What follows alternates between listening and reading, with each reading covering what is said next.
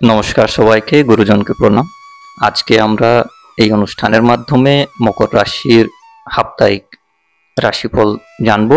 তার আগে বলবো, যদি ভিডিওটা ভালো লাগলে অবশ্যই পুরোটা দেখবেন, ভালো লাগলে লাইক করবেন, শেয়ার করবেন, আর যারা নতুন সাবস্ক্রাইব করে ফেলবেন। প্রথমে গোচর নিয়ে বলি। রাশিতেই সূর্য আছে, সূর্য পুরো সপ্তাহে থাকবে।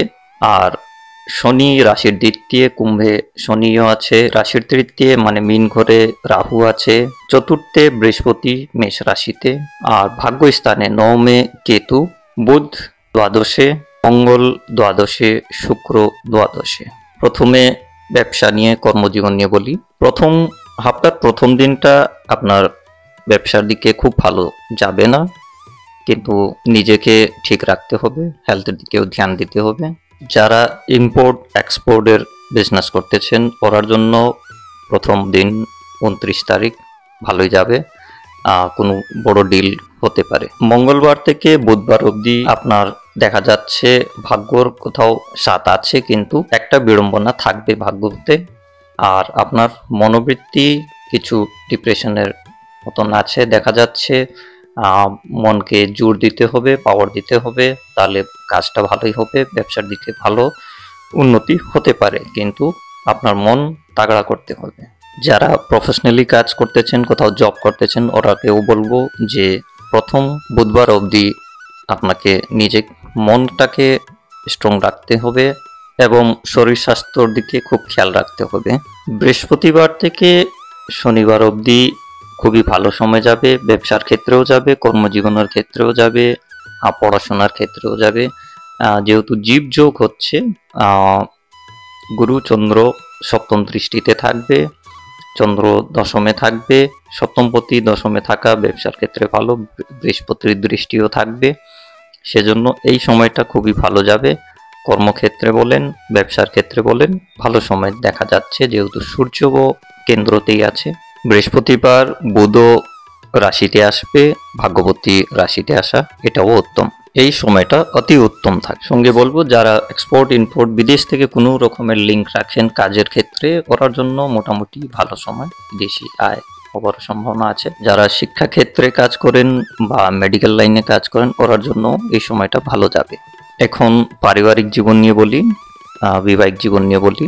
সপ্তাহের প্রথম বুধবার অবধি, সোম থেকে বুধবার অবধি আমি পারিবারিক জীবন, বৈবাহিক জীবনে ভালো পাচ্ছি না, যেহেতু চন্দ্র অষ্টমে থাকবে প্রথম দিন, তারপরে কেতু যুক্ত হবে, সে ভাগ্যস্থানে চন্দ্র সপ্তমপতি চন্দ্র যাবে, কিন্তু কেতু যুক্ত আছে, সেজন্য লাইফ পার্টনারের হেলথের দিকেও খেয়াল রাখতে হবে, নিজেরও হেলথের খেয়াল রাখতে হবে। সঙ্গে এই সময় টুকটাক কিছু না কিছু লাগা থাকবে সমস্যাগুলো। বৃহস্পতিবার থেকে শনিবার এই পিরিয়ডটা, এই সময়টা খুবই সুন্দর, বৈবাহিক জীবনের জন্য সুন্দর, আর অন্য ক্ষেত্রেও সুন্দর দেখা যাচ্ছে। পারিবারিক জীবনে নতুন কিছু ইনভলভ হওয়া বা নতুন কিছু করা, এইসব দেখা যাচ্ছে। নিজের বাড়ির জন্য কিছু নতুন কাজ করা, এইসবও দেখা যাচ্ছে।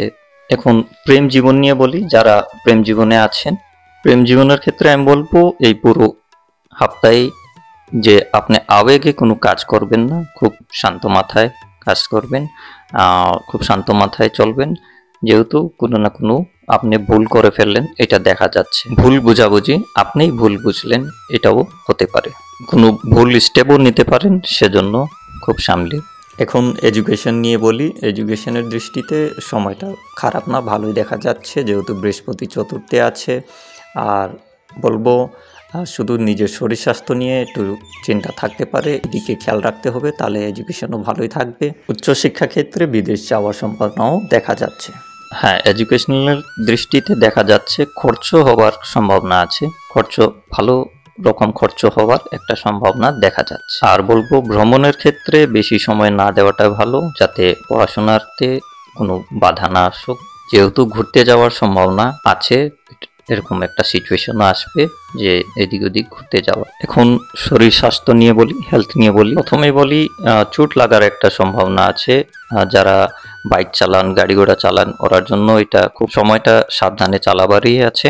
যারা নবযুবক, দেখা যাচ্ছে আপনার একটা জিদ বা রেসিং করলেন বা চেস করলেন কাউকে গাড়ি নিয়ে, আর চোট লেগে গেল, এইটা একটা সম্ভাবনা দেখা যাচ্ছে।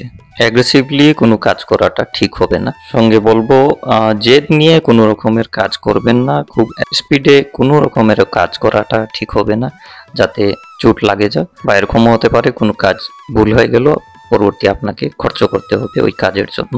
ব্লাড প্রেশার নিয়ে চিন্তা থাকতে পারে।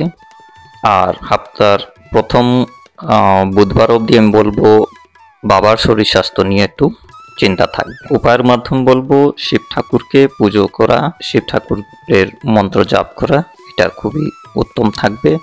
আর এটাও বলবো যে গ্রিন ড্রেস, সবুজ কালারের ড্রেস পরাটা আপনার জন্য শুভ। আজকে এখানেই শেষ করি, ধন্যবাদ।